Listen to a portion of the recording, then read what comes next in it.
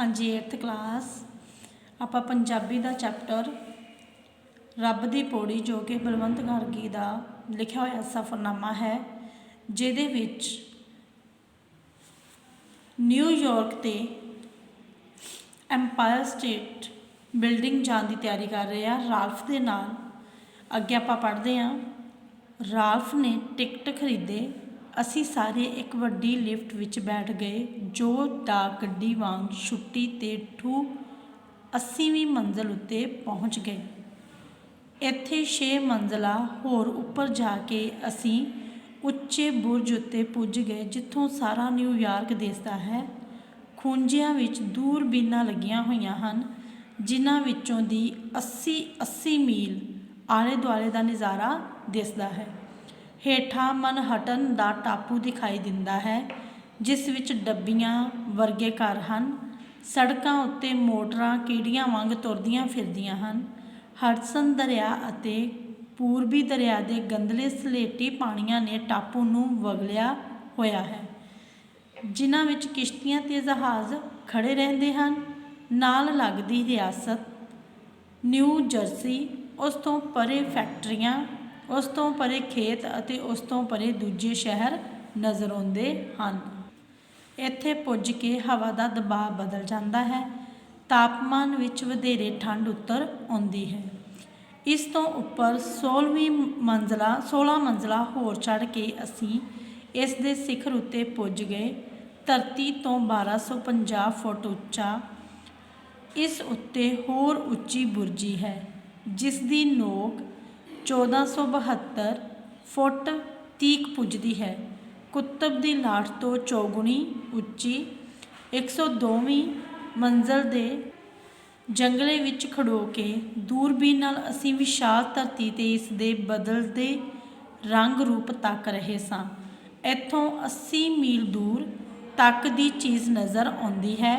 ਜੇਕਰ ਸੂਰਜ ਚਮਕ ਰਿਹਾ ਹੋਵੇ ਤੇ ਅਸਮਾਨ ਨਿਖਰਿਆ ਹੋਵੇ ਜਿਵੇਂ ਆਦਮੀ ਦਿੱਲੀ ਖੜਾ ਹੋਵੇ ਤੇ ਉਸ ਵਿੱਚ ਮਥੁਰਾ ਦਿਖਾਈ ਦੇ ਰਹੀ ਹੋਵੇ।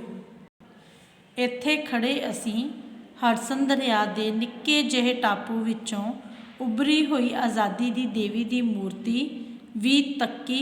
ਉੱਚੀ ਬਾਂਹ ਅਮਰੀਕਾ ਦੀ ਆਜ਼ਾਦੀ ਦੀ ਪ੍ਰਤੀਕ। ਆਮ ਦਿਨਾਂ ਵਿੱਚ ਇਸ ਬਿਲਡਿੰਗ ਦੀਆਂ ਸਿਖਰਲੀਆਂ ਮੰਜ਼ਲਾਂ ਤੇ ਬੁਰਜੀ ਬੱਦਲਾਂ ਵਿੱਚੋਂ ਲੁਕੇ ਰਹਿੰਦੇ ਹਨ। ਸਿਖਰਲੀ ਮੰਜ਼ਲ ਵਿੱਚ ਬੈਠੇ ਦਫ਼ਤਰ ਦੇ ਲੋਕ ਕੰਮ ਕਰ ਰਹੇ ਹਨ। ਇਹਨਾਂ ਦੀਆਂ ਖਿੜਕੀਆਂ ਤੋਂ ਹੇਠਾਂ ਬੱਦਲ ਹਨ ਜੋ ਮੀਂਹ ਵਰ੍ਹਾ ਰਹੇ ਹਨ। ਕਈ ਵਾਰ ਇਸ ਮੰਜ਼ਲ ਤੇ ਮੀਂਹ ਉਲਟਾ ਵਰਦਾ ਦਿਸਦਾ ਹੈ। ਤਾਪਮਾਨ ਦੇ ਬਦਲਣ ਤੇ ਲੋਹੜੇ ਦੀ ਉਚਾਈ ਹੋਣ ਕਰਕੇ ਵਰਖਾ ਦਾ ਰੰਗ ਵੀ ਸੁਰਖ ਨਜ਼ਰ ਆਉਂਦਾ ਹੈ। ਉੱਚੀ ਬੁਰਜੀ ਤੋਂ ਸਭ ਟੈਲੀਵਿਜ਼ਨ ਕੰਪਨੀਆਂ ਆਪਣੇ ਆਪਣੇ ਪ੍ਰੋਗਰਾਮ ਪ੍ਰਸਾਰਿਤ ਕਰਦੀਆਂ ਹਨ ਜਿਨ੍ਹਾਂ ਨੂੰ ਨੇੜੇ ਤੇੜੇ ਦੀਆਂ 4 ਰਿਆਸਤਾਂ ਦੇ 52 ਲੱਖ ਦਰਸ਼ਕ ਦੇਖਦੇ ਹਨ।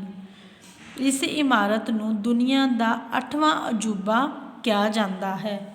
ਇੱਥੋਂ ਦੇ ਪੁਰਾਣੇ ਮਹਾਂਗੀਰ ਇਸ ਨੂੰ ਰੱਬ ਦੀ ਪੌੜੀ ਆਖਦੇ ਹਨ। ਹੈਰਾਨੀ ਦੀ ਗੱਲ ਇਹ ਹੈ ਕਿ ਇਹ ਮਹਾਨ ਬਿਲਡਿੰਗ ਉਸ ਵੇਲੇ ਉਸਰੀ ਜਦੋਂ 1930 ਈਸਵੀ ਵਿੱਚ ਅਮਰੀਕਾ ਵਿੱਚ ਮੰਦਾ ਆਇਆ ਹੋਇਆ ਸੀ ਤੇ ਕੋਈ 2.5 ਗਜ਼ ਦਾ ਚੁਬਾਰਾ ਵੀ ਨਹੀਂ ਸੀ ਬਣਾਉਣਾ ਚਾਹੁੰਦਾ। 1 ਅਕਤੂਬਰ 1929 ਈਸਵੀ ਨੂੰ ਪਹਿਲਾ ਟਰੱਕ ਇਸ ਥਾਂ ਦਾਖਲ ਹੋਇਆ ਤਾਂ ਜੋ ਇਸ ਥਾਂ ਤੇ ਬਣੇ ਹੋਟਲ ਨੂੰ ਢਾਹਿਆ ਜਾਵੇ। ਹੋਟਲ ਦਾ ਲੱਖਾਂ ਮਣ ਮਲਬਾ ਉਠਵਾ ਕੇ ਇੱਥੇ 55 ਫੁੱਟ ਡੂੰਘੀ ਨੀਂਹ ਖੋਦੀ ਗਈ ਅਤੇ ਉਸਾਰੀ ਦਾ ਕੰਮ ਸ਼ੁਰੂ ਹੋਇਆ।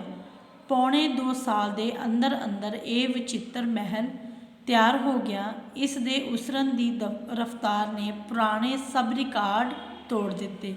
1930 ਈਸਵੀ ਵਿੱਚ ਉਸਾਰੀ ਦੇ ਇੰਨੇ ਨਵੀਨ ਯੰਤਰ ਤੇ ਸਾਇੰਸ ਦੀਆਂ ਇੰਨੀਆਂ ਕਾਢਾਂ ਨਹੀਂ ਸਨ ਜਿੰਨੀਆਂ ਅੱਜ ਕੱਲ੍ਹ ਹਨ। ਫਿਰ ਵੀ ਹਰ ਹਫ਼ਤੇ 4.5 ਮੰਜ਼ਲਾਂ ਤਿਆਰ ਹੋ ਜਾਂਦੀਆਂ। ਜਦੋਂ ਕੰਮ ਜ਼ੋਰਾਂ ਉੱਤੇ ਹੁੰਦਾ ਤਾਂ ਇੱਕ ਦਿਨ ਵਿੱਚ ਹੀ 1.5 ਮੰਜ਼ਲ ਉਸਰ ਜਾਂਦੀ। ਟਰੱਕ ਓਨਾ ਹੀ ਮਾਲ ਮੇਣ ਤੋਲ ਕੇ ਲਿਆਉਂਦੇ ਜਿੰਨਾ ਰਾਤੋਂ ਰਾਤ ਖੱਪ ਜਾਂਦਾ, ਕਿਉਂਕਿ ਫਾਲਤੂ ਸਮਾਨ ਲਿਆਉਣ ਨਾਲ ਆਲੇ ਦੁਆਲੇ ਦੀਆਂ ਗਲੀਆਂ ਦੇ ਰਾਹ ਰੁਕ ਜਾਣ ਦਾ ਡਰ ਸੀ।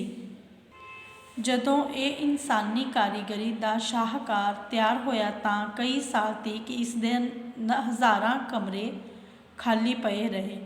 2-3 ਹੱਥਾਂ ਵਿੱਚ ਇਹ ਇਮਾਰਤ ਵਿਕੀ ਤੇ ਸੈਂਕੜੇ ਨਿਊਯਾਰਕ ਦੇ ਸ਼ਹਿਰੀਆਂ ਨੇ ਇਸ ਨੂੰ ਪ੍ਰਵਾਨ ਕਰ ਲਿਆ।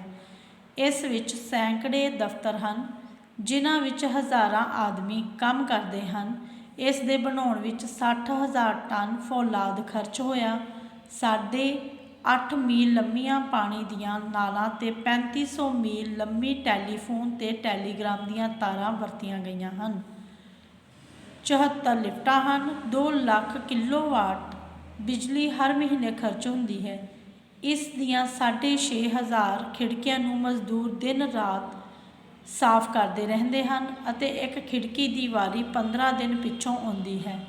ਇੱਥੇ 1860 ਪੌੜੀਆਂ ਹਨ। 200 ਔਰਤਾਂ ਇਸ ਦੇ ਕਮਰਿਆਂ ਨੂੰ ਹਰ ਰੋਜ਼ ਸਾਫ਼ ਕਰਦੀਆਂ ਹਨ ਅਤੇ 35,000 ਦਰਸ਼ਕ ਇਸ ਉੱਤੇ ਚੜ੍ਹ ਕੇ ਨਿਊਯਾਰਕ ਦਾ ਨਜ਼ਾਰਾ ਮਾਣਦੇ ਹਨ। 90ਵੀਂ ਮੰਜ਼ਲ ਦੇ ਬੁਰਜ ਵਿੱਚ ਤੇਜ਼ ਰੋਸ਼ਨੀਆਂ ਜੜੀਆਂ ਹੋਈਆਂ ਹਨ ਜੋ ਰਾਤ ਵੇਲੇ ਚਾਨਣ ਦੀਆਂ ਧਾਰਾਂ ਵਗਾਉਂਦੀਆਂ ਹੋਈਆਂ ਘੁੰਮਦੀਆਂ ਹਨ। ਇਹ 300 ਮੀਲ ਦੀ ਵਿੱਥ ਤੋਂ ਨਜ਼ਰ ਆਉਂਦੀਆਂ ਹਨ। ਦੁਨੀਆ ਦੀ ਸਭ ਤੋਂ ਤੇਜ਼ ਰੋਸ਼ਨੀ। ਇਸ ਦੀ ਤਸਵੀਰ ਦੇ ਲੱਖਾਂ ਕਾਰਡ ਹੁਣ ਤੀਕ ਵਿਕ ਚੁੱਕੇ ਹਨ। ਕਈ ਫਿਲਮਾਂ ਵਿੱਚ ਇਸ ਨੂੰ ਦਿਖਾਇਆ ਜਾ ਚੁੱਕਾ ਹੈ ਅਤੇ ਵੱਡੇ ਵੱਡੇ ਲੀਡਰ, ਫਿਲਮ ਸਟਾਰ, ਦੁਨੀਆ ਦੇ ਮਹਾਨ ਚਿੱਤਰਕਾਰ ਤੇ ਵਿਦਵਾਨ ਇਸ ਉੱਤੇ ਚੜ੍ਹ ਕੇ ਧਰਤੀ ਦੀ ਵਿਸ਼ਾਲ ਝਾਤ ਪਾ ਚੁੱਕੇ ਹਨ। ਠੰਡੀ ਧੁੱਪ ਵਿੱਚ ਖੜ੍ਹੇ ਅਸੀਂ ਹੇਠਾਂ ਵਿਛੇ ਸ਼ਹਿਰ ਤੇ ਖਾੜੀਆਂ ਨੂੰ ਤੱਕਦੇ ਰਹੇ। ਹਰ ਚੀਜ਼ ਹਕੀਰ, ਨੀਵੀਂ ਤੇ ਛੋਟੀ ਨਜ਼ਰ ਆ ਰਹੀ ਸੀ। ਇੱਥੋਂ ਉਤਰ ਕੇ ਅਸੀਂ ਮੁੜ 86ਵੀਂ ਮੰਜ਼ਲ ਉੱਤੇ ਆਏ। ਹਵਾ ਦੇ ਠੰਡੇ ਬੁੱਲਿਆਂ ਤੋਂ ਬਚਣ ਲਈ ਅੰਦਰ ਸ਼ੀਸ਼ੇ ਦੇ ਬਣੇ ਕੈਫੇ ਵਿੱਚ ਚਲੇ ਗਏ ਅਤੇ ਗਰਮ ਹੈਮਬਰਗਰ ਖਾਧੇ। ਇਸ ਨਜ਼ਾਰੇ ਪਿੱਛੋਂ ਵੱਡੀ ਦੁਕਾਨ ਦੀ ਬੇਸੁਆਦੀ ਦੂਰ ਹੋ ਗਈ। ਮੈਂ ਨਵੀਆਂ ਜੁਰਾਬਾਂ ਜੇਬ ਵਿੱਚ ਕੱਢ ਕੇ ਪਾ ਲਈਆਂ ਜੋ ਵਾਕਈ ਮੇਰੇ ਮੇਚ 'ਚ ਆ ਗਈਆਂ।